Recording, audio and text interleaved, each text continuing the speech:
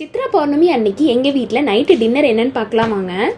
Dinner செஞ்சு மாடிக்கு எடுத்துகிட்டு போய் சந்திரனை பார்த்து விளக்கேற்றி கும்பிட்டுட்டு டின்னர் சாப்பிட்டோம். நிலா பார்த்துட்டு சாப்பிட்றது ஒரு சுகந்தாங்க.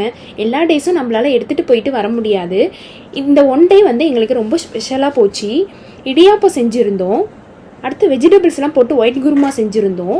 எங்கள் வீட்டில் இடியாப்பத்துக்கு வந்து காரமாகவும் செய்யணும், ஸ்வீட்டாகவும் செய்யணும். அதனால வந்து நாங்கள் வெஜிடபிள் போட்டு ஒயிட் குருமாவும் செய்வோம். அடுத்து வந்து தேங்காய் பாலும் செய்வோம். தேங்காய் பால் வந்து வெல்லம் போட்டு செஞ்சுருக்கோம். அடுத்து பாஸ்மதி ரைஸில் பாயசம் செஞ்சுருக்கோம். என்னோடய ஃபேவரட் பாயசங்க. பாயசத்துலேயே அரிசி பாயசம் ரொம்பவே டேஸ்ட்டாக இருக்கும்.